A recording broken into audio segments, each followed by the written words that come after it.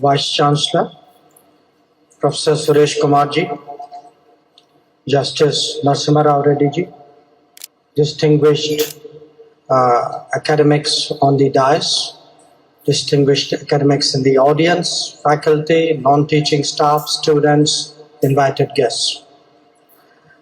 Let me say what a great pleasure it is to be with you today for this book discussion on Modi at 20, Dreams Meet Delivery. Now, it is natural for any author to recommend a book, and as one of the 21 authors of this book, let me do so. It's a very good book, and I would strongly advise all of you to read it. But I want to tell you why it is a good book and why it is important for you to look at it. You know, yesterday in Parliament, as we were bidding farewell to Vice President Venkaiah Naidu ji, Prime Minister spoke. It's a tradition in the Rajya Sabha, and he said two things which stuck in my mind. One, he pointed out that for the first time, you have a president, a vice president-elect, a prime minister, and a speaker who were born after independence. And for those who were born after independence, their feeling about India, their ambitions, their aspirations are naturally very different. And the second is, if you look at all of them, the president, the vice president, the PM, and the speaker, they've all actually come from ordinary families. They've all struggled to make their way up in life.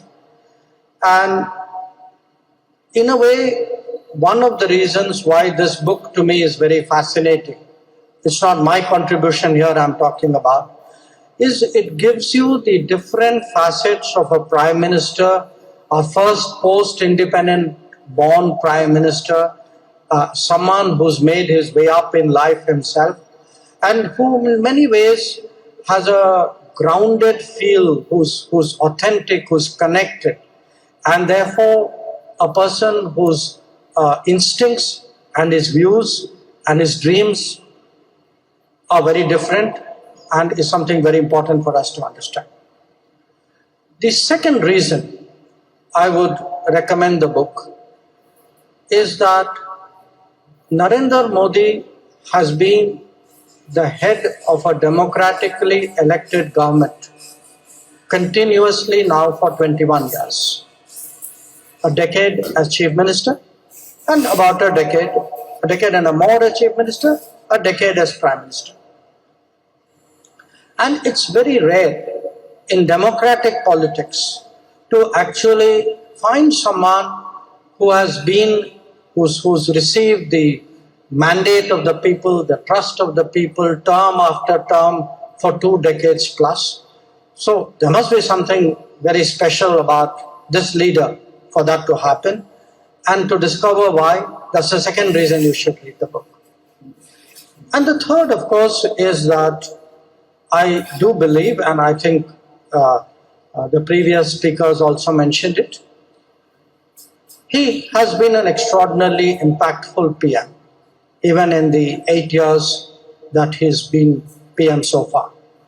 And it's very clear that he's changed India in a very, very dramatic way. He has captured the aspirations of people in a very strong way. And again, I give you my perspective. If I look even at the 3 years when I've served in his cabinet, we've had 3 big challenges. The COVID, and what the COVID has meant in terms of managing supplies from the world and managing the return home of our citizens.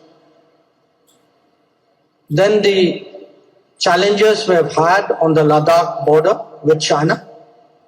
And third, the conflict that is ongoing in Ukraine, whose repercussions are felt across the world, particularly in terms of energy and food security.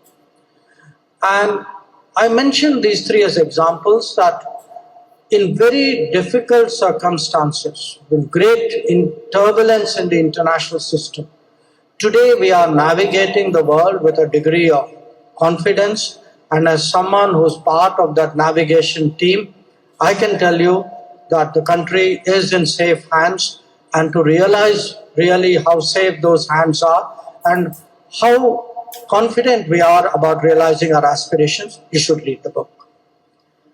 Now, I have worked very closely with the Prime Minister for the last 8 years, 3 of them as his Foreign Secretary, 3 of them as his Foreign Minister, a brief period as Ambassador.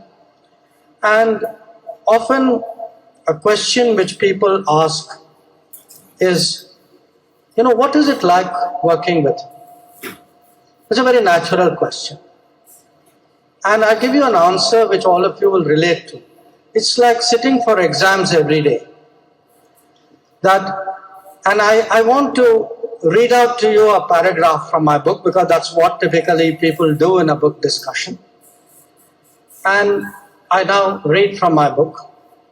It is worth reflecting on the habits and worldview of a Prime Minister who has put such a strong personal imprint on foreign policy. Along with his legendary energy level, what is striking about Narendra Modi is his enormous curiosity about the world. His zest to absorb and process information is only matched by his ability to deploy it effectively. For us, it may be a data point. For him, it's a way of connecting and influencing. Now, this may be the innate trait of a politician, but he has taken it to an altogether different level. The goal for him is obviously to arrive at the best possible understanding of what awaits him and to shape it to advantage. So it could be the intricacies of American politics before meeting President Obama. It could be Chinese history as he was going into Xi'an, or perhaps post-Soviet era to get a good feel of President Putin.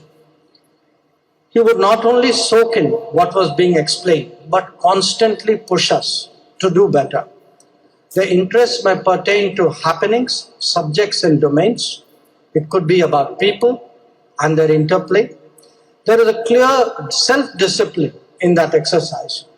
He wanted to be clear about the red lines before engaging. For PM himself, the sources of information were diverse, from the spoken to the written word. The idea was to get into the mind of the other party. I noted that he was never hesitant to ask and always patient in listening. Now that's the easy bit. The difficult bit is what has now become a standard operating procedure for Delhi bureaucracy was initially a novel experience for us all. Anyone engaging with him at any level clearly had to prepare thoroughly to hold their own. So to Justice Reddy, in fact, I would say it was like being cross-examined. So it was like an exam with a cross-examination thrown in. Now, you could ask, okay, that's how he works. So tell us, what is it like traveling with him? Now, I think the Vice Chancellor mentioned something about a jet lag. So let me tell you what a travel, and I'll give you the gold standard of traveling with Prime Minister Modi. In pursuit of his goals to make India a leading power, Prime Minister Modi has been as demanding of the Indian system as he's been unsparing of himself. His visits abroad are legendary for the punishing schedule. A 5-day trip, please note, 5-day trip to Afghanistan, Qatar, Switzerland, US, and Mexico would probably rank among the toughest that I remember.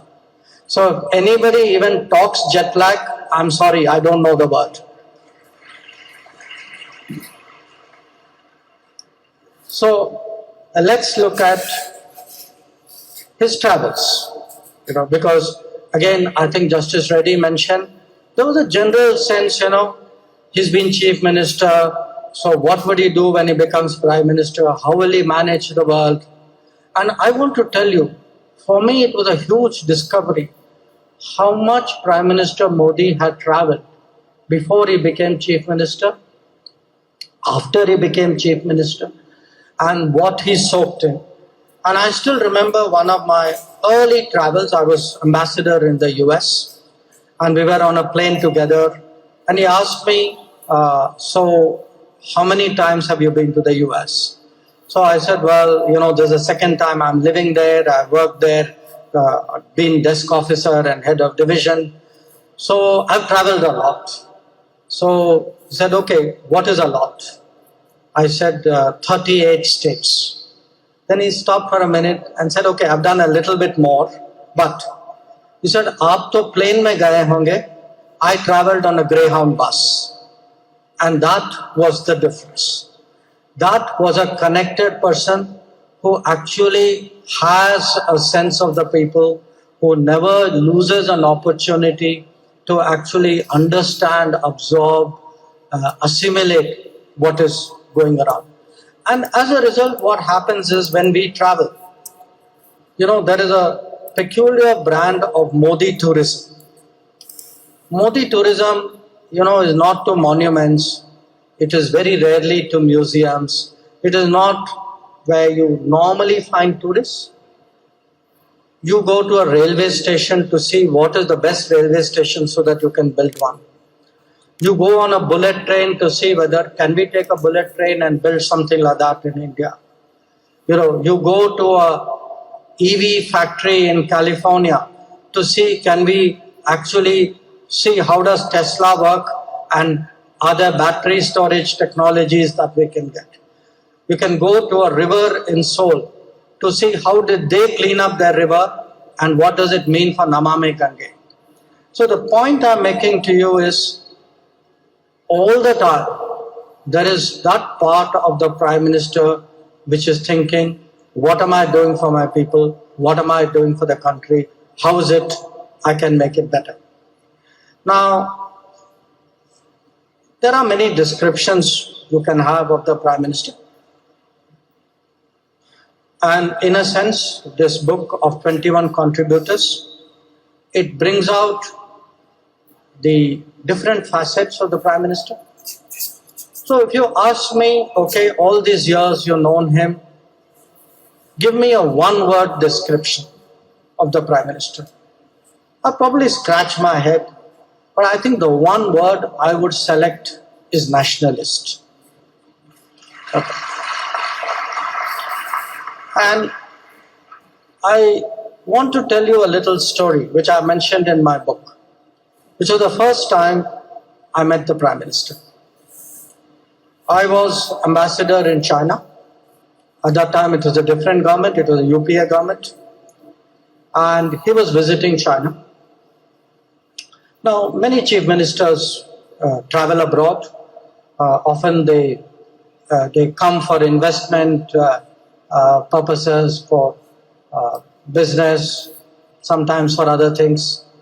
So I was very struck that he asked me as an ambassador for a political briefing. And I still recall him emphasizing the two issues there, terrorism and sovereignty. Because we were having difficulties at that time with China making some claims, restricting visas. This was on Indians. They were making it difficult for Indians from Jammu and Kashmir to get visas, Indians from Arunachal to get visas. And the point he made was, he said, look, I need that briefing from you because when I come abroad, I'm a chief minister, but Indians must speak with one voice abroad, and I do not want to be 1 millimeter away from the national position. This was a chief minister of a then opposition state actually saying this. And then again, I had a kind of a replay of that conversation by this time he was Prime Minister. I had just become Foreign Secretary, and he was sending me on a trip into South Asia, visiting all the countries, including Pakistan. And I went to him for directions, for orders. And he told me, he said, look, you've been, in the foreign ministry for a long time. You're a very experienced person. So what can I tell you? But he said, I want you to remember one thing. And he said, this thing you must remember when you arrive in Islamabad. He said, I am different from my predecessors, and I will neither overlook nor tolerate terrorism.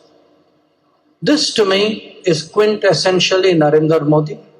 And so when today we people in the foreign policy world, for us, we want clarity. We want a leader who knows his red lines, who tells you very clearly what are the bottom lines of a country. Where is it? Once you know that this is the kind of backing you get, then I can tell you that diplomacy of that country is very much stronger. And that is really, we have seen it, of course, in different ways in Uri and in Balakot as well. Now, I must say, in his working style, I have found him a person who spends a lot of time bringing his team on board so that, as I said, everybody is talking from the same page. And once there is a task to be done and the big picture is clear, everybody is on the same page. This is also a Prime Minister who devolves a lot, who delegates a lot. You are given a job, you are given backing, you are given trust, you are given the resources, you are given the capabilities, and there is an expectation that you will get the job done. And one of the reasons today why it is not only in foreign policy, why roads are getting built, why train projects are moving, why COVID is handled, why vaccination is happening is he actually empowers his minister. I have not written it in this book, but I can tell you as a member of the ministerial team which dealt with COVID, there was a lot of space that he gave us to arrive at our conclusions, to go to him with advice. We would obviously, as I said, have to defend what we were saying. But you always had the confidence that this is a Prime Minister who will listen, who will judge you by the quality of what you do rather than either macromanage or be impervious to what is happening. So one last bit from my own chapter. And that is, in a way, how does the world see Prime Minister Modi? And it's interesting, the Vice Chancellor actually picked the same paragraph from my book, so I think sometimes good minds think alike. The paragraph was, he looms large on the world stage. Now, I say, there is personal respect.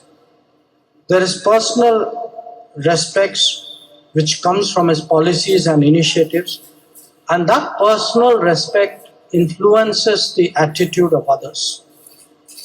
Peers, his other leaders, they perceive him as quintessentially Indian and respond accordingly.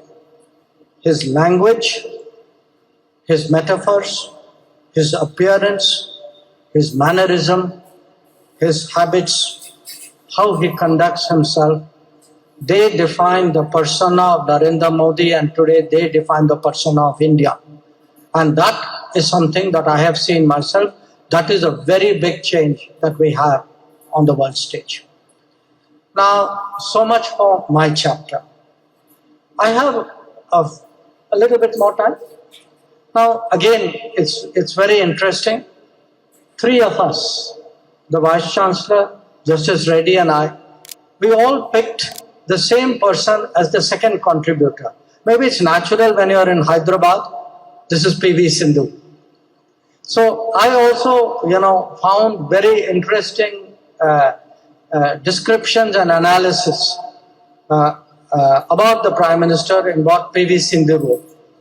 And the first one was something both of them referred to, where she says, look, The Prime Minister is today one of the few undisputed youth icons. Now, this is her talking, okay, so don't blame me. Says he doesn't come from the domain of sports or cinema or popular culture or any such fields associated with youth attraction. Now, this is the slightly hurtful bit. In fact, politics, the lifelong activity that he has chosen as service, is rarely associated with youth icons. But he says, what is it therefore which attracts him? And the defining character which she talks about. Her answer is, what is the one defining character we most associate with youth? Age certainly, but that is biological, not necessarily an attitudinal quality. If I were to identify the one quality, the one attitude that most defines youth, it would be fire in the belly and the audacity to change the situation. So her description of the Prime Minister is, he embodies the sense of hoga kaise nahi. How will this not happen? And that is the quality of the youth that she associates. She also makes two very relevant points. We have, just completed the participation in the Commonwealth Games. Our team has done very well. In fact, we have got medals in sports where in the past we have not got. Of course, PV Sindhu has led the pack. But she speaks about this program called TOPS, Target Olympic Podium Schemes, which was launched when Prime Minister Modi assumed the office of Prime Minister. And she says that, look, whether it is the Tokyo Olympics, the Paralympics, today there is not an athlete who doesn't have a good word to say about the TOPS. And I think many of you may have read this interview recently of Anju Bobby George, where she says, I wish I had got the kind of support that today athletes get. And I think when we look at the India of the future, the new India, the performance of sporting India, of youthful India, I think is really one of the changes. So let me sum up for you what PV Sindhu's reading of Narendra Modi is. She says, look what he has achieved, what we have achieved when we have put our mind to it. One, the largest startup ecosystem in the world with the maximum unicorns in 2021. Two, the largest vaccination drive in the world, which all of you know, has crossed 2 billion now. Three, ending the dividing line of Article 370. Four, the world's best digital architecture from DBT funds during the pandemic to vaccine certification. Five, the rising profile of Indian sports. Now this is today the sense of an iconic sports woman of our country. And I think she really speaks for a whole generation when she articulates that. I will finally conclude my book reading with one more author. And again, there was a little bit of regional bias here. So there was a regional bias, there was also gender bias. So I picked Shobhana Kamenini, who, as you all know, has been one of the leaders of the Apollo Hospital. She was the first woman president of the CII. And she has given actually a sense of the Prime Minister from her perspective. And that perspective is of the Prime Minister as a feminist, Prime Minister as a person who's looked at the issues of women and has translated it into policies and programs in a way in which nobody has done that before. And it starts, obviously, with his first program, the Beti Bachao, Beti Padhao. She then speaks about his saluting the girl child, Desh Ki Beti, on the National Girl Child Day. She calls him a champion of gender equality, as launching the Jan Dhan Yojana, which was able to get a very large number of women connected to bank accounts and to direct benefit transfers, refers to his period as Chief Minister, where he had something called Mission Mangala, where he was using self-help groups so that to develop a corporate value chain. The Pradhan Mantri Mudra Yojana, where 70% of the beneficiaries are women. The Stand Up India, where again 81% of its beneficiaries are women. And here is a Prime Minister who, he has, if you look at the kind of interest and understanding that he has shown, it could be Ayushman Mahila, where he has talked about screening women for cervical cancer. Ujjwala Yojana, which all of you are familiar with, how to get rid of firewood in your kitchen and replace it with LPG. The Pradhan Mantri Matra Vandana Yojana, so that there's direct transfer for pregnant women and lactating mothers. The Pradhan Mantri Surakshit Matritva Abhiyan for safe and healthy antenatal care. A Prime Minister who actually looks at accessible and affordable sanitary pads for women, who promotes women in armed forces, who has actually had during his tenure more women Supreme Court judges. And as we saw, all this is coming from someone who herself has been a pioneering woman leader in her own corporate domain. So these are some of the facets of the Prime Minister I thought I would share with you. As I said, one part of it was my own experience, but I did think that rather than limit the discussion to just foreign policy and national security, which are my domains of experience, I should broaden it out, give you a perspective of some others. And really it has some very, very interesting people. When I look at it, it is from Sudha Murthy to Amish Tripathi, from Anupam Kher to Dr. Devi Shetty. As I said, and of course, my colleague Amit Shah ji, to the National Security Advisor Ajit Doval. So once again, I really commend this book to your attention. I'm sure you will find it interesting reading. A lot of it is anecdotal. A lot of it actually connects the Prime Minister and his Gujarat experiences and makes you understand how those have shaped his national leadership. So I think it's important today as we look at India and its future, as we seek a better insight into the vision of the Prime Minister in that regard. A book like this, I think, is very, very timely. I thank FLU for giving me the platform to share these thoughts. So once again, a very, very big thanks.